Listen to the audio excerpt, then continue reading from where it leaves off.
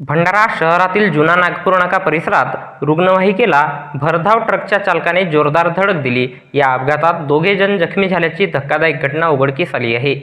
भंडारा शहरातील जुना नागपूर नाका परिसरात मृतदेह घेऊन कलकत्ताकडे जाणाऱ्या रुग्णवाहिकेला ट्रकने धडक दिली। त्यात दोघे जण जखमी झाल्याची घटना दिनांक 23 मे 2024 रोज गुरुवारला सायंकाळी 5:30 वाजता दरम्यान उघडकीस आली आहे।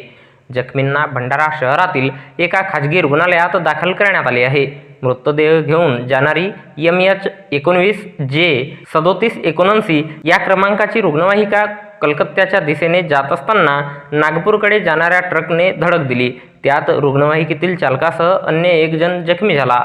आजूबाजूच्या लोकांनी घटनास्थळी धाव घेऊन रुग्णवाहिकेतील जखमींना बाहेर काढून एका खाजगी रुग्णालयात दाखल करण्यात आले आहे। अपघातानंतर ट्रकसह घटनास्थळावरून पसार झाला।